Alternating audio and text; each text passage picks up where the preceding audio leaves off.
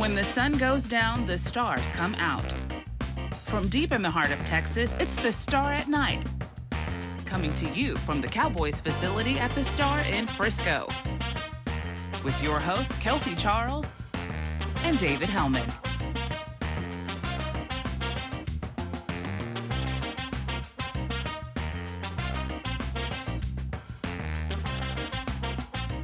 Hello there. Happy Thursday. Happy holidays. Welcome to another episode of The Star at Night. I am David Hellman. That is Kelsey Charles. Kels, I am digging the turtleneck look. Very festive. Thank you. Which, listen, I am in a festive mood. I feel as good as I have felt in a month because I think you'll agree with me. It's very hard to make a 4-9 team fun, but I figured out a way to do it with a really beautiful piece of propaganda. Been talking about it for a month and a half. Can the Cowboys make the playoffs? Should the Cowboys bother making the playoffs? What do they need to do? Yada, yada, yada. This morning, it hit me like a thunderbolt. They're already in the playoffs, my dude. It's win or go home. It's do or die. The Cowboys can't afford another loss. We'll get to the part about how they need a lot of other stuff to happen, but do or die time in Dallas. The Cowboys, your Dallas Cowboys have made the playoffs because they have to win every game from here on out. Wow. What do you think?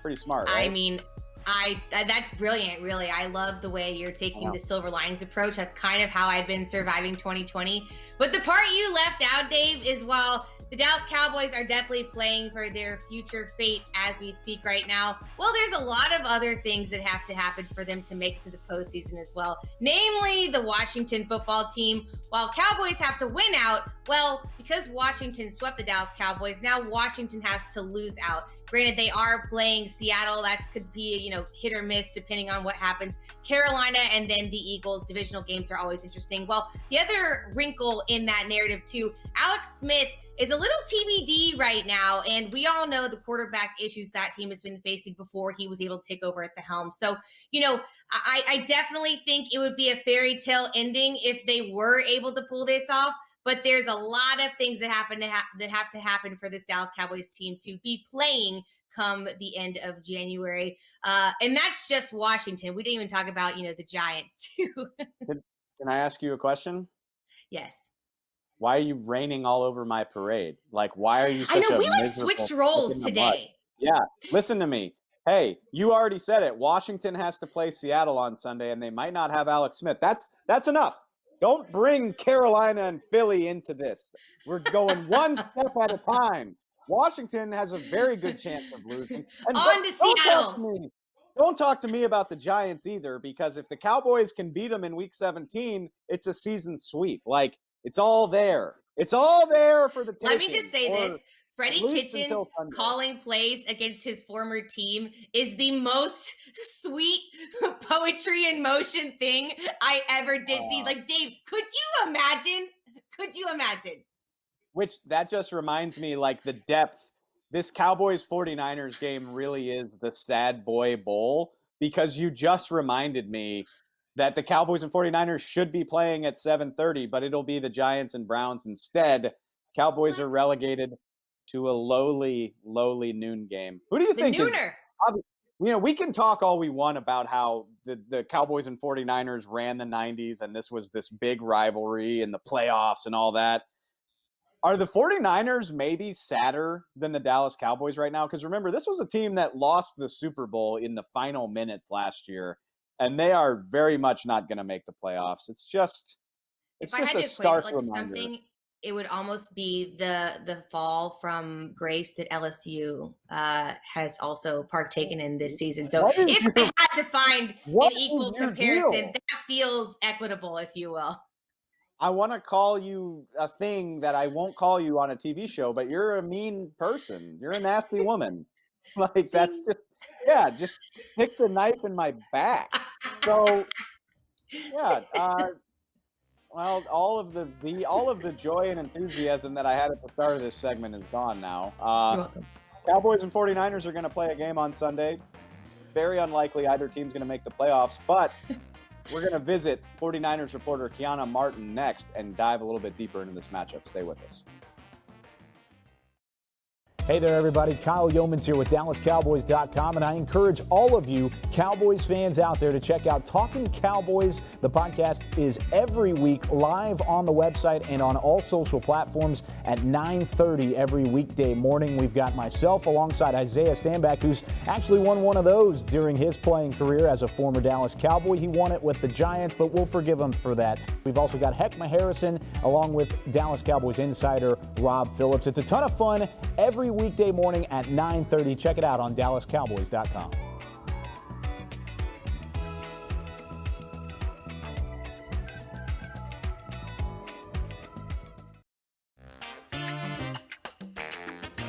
Welcome back to the show. And Kels, when we interview opposing reporters, it's the San Francisco 49ers. There's an expectation that you're talking to somebody in the Bay Area. Sure. Could not be further from the truth for our next guest. We've got Keiana Martin in her 4th year with the Niners. But Keiana, you are very much not in Northern California. You are in Phoenix, Arizona. As if this year wasn't goofy enough, can you just tell us about this relocation that has y'all practicing in Glendale, Arizona? I feel like the 49ers season has been, like, honestly, the true definition of what 2020 has been. You think that you're going to have your starting quarterback here for the season. You think you're going to have your pass rusher, your former first-round pick, Nick Bosa. You think you're going to be playing at Levi Stadium, but not so much.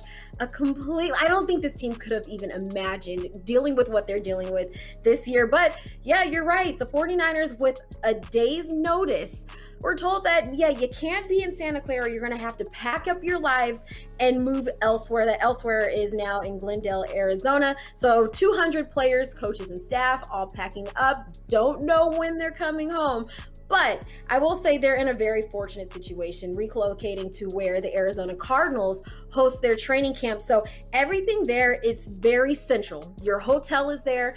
In the hotel, you go downstairs, it's your meal room. Right across from there's a ballroom that's converted into a weight room and a training room. Then you take golf carts from the hotel around the stadium to where the practice fields are. So everything's extremely convenient for the team, everything in one central location. But it's still a little tough, guys being away from home. You're not sure when you're going to go back. But I will say one of the positives is the team has spent a lot of time on the road in between those East Coast road trip games. Since the team's out west, they would stay out east for an extended period of time. So they're not really too phased with having to stay on the road, but I'm sure the guys are more than eager to get home soon.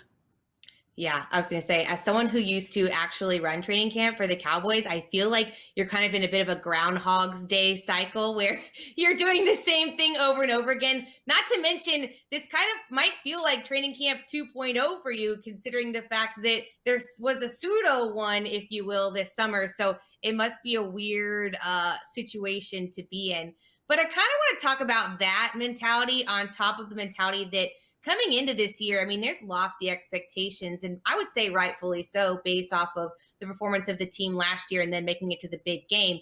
The Cowboys are pretty notorious for, at least their fan base, for always thinking they're going to make it to the Super Bowl, and then, it can kind of decline from there, which it obviously has this year. But what's it like for this team to truly have the players to be able to be capable of performing at that high level and then delivering this product on the field in 2020?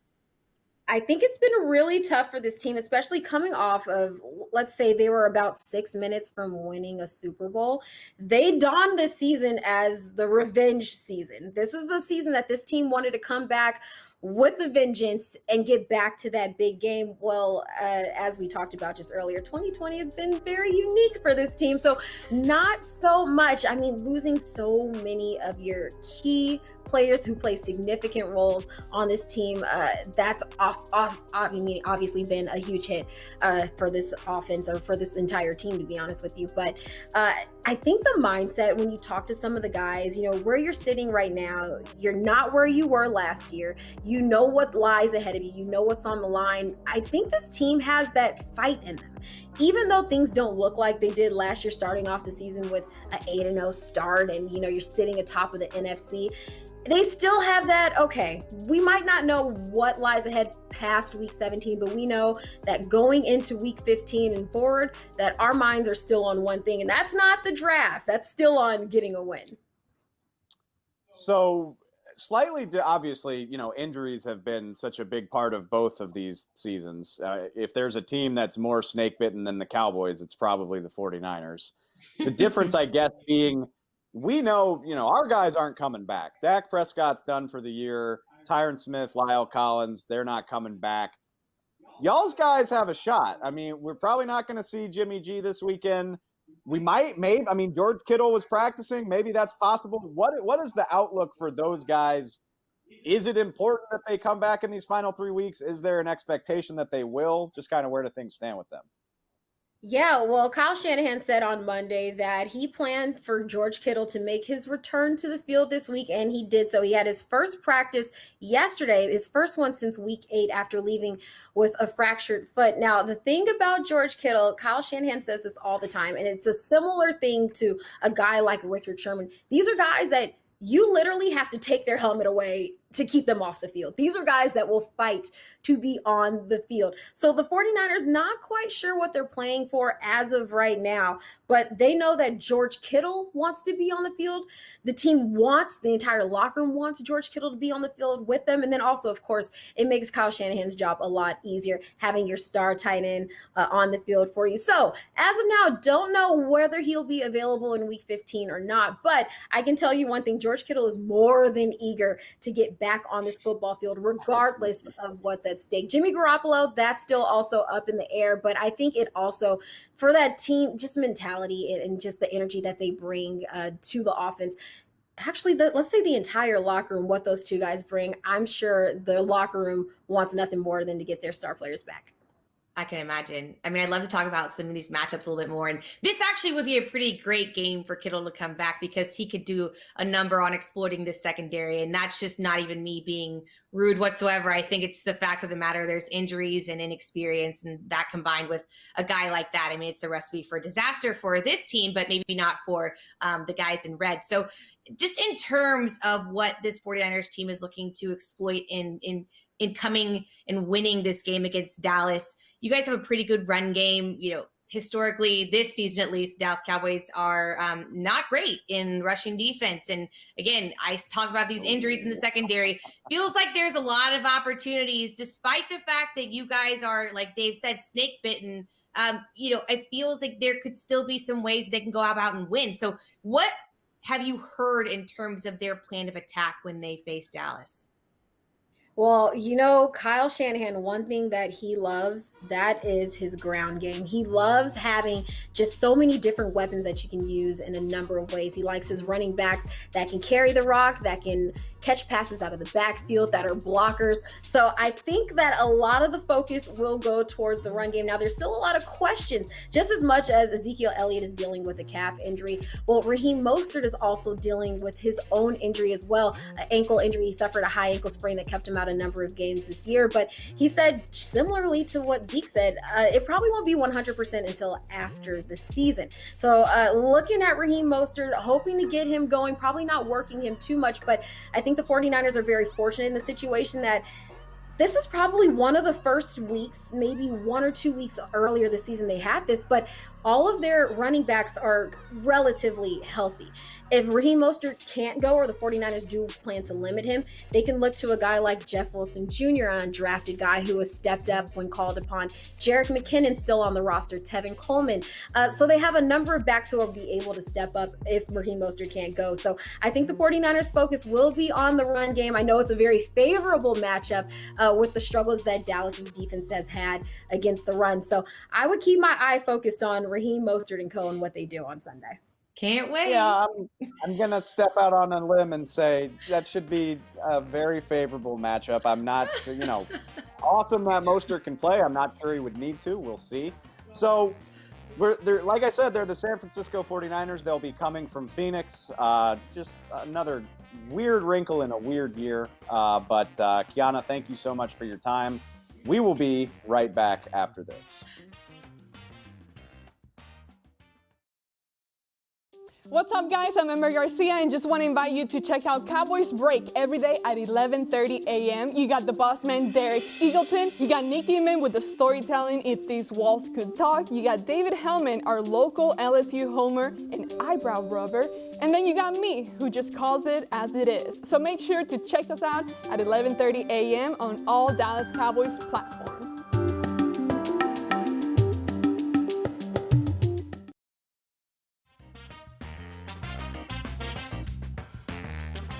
All right, Dave. So while these two teams, they're not having the best time on the field, there is a familiar face to both of these franchises that is doing some good off of the field, and that is one, namely Charles Haley. He and his foundation, Tackle Tomorrow, they're holding their 5th annual holiday food drive on Friday.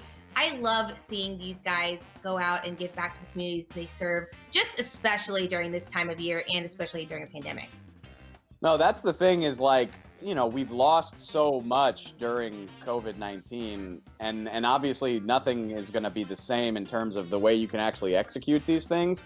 But the fact that people are still putting the effort into doing them, the Cowboys still did their annual Thanksgiving give back. They're still finding ways to reach the community, even if you can't actually reach people because of COVID-19. But it's cool and important that people are still finding a way to do this stuff. I totally agree. All right, well, you guys, why not be like Charles Haley in this regard this weekend? Do something nice for someone else. Why not? Give back. We could all use it. Y'all, thanks for tuning in to another episode of The Star at Night. We do appreciate it. For David Hellman, I am Kelsey Charles. We'll see you guys next time.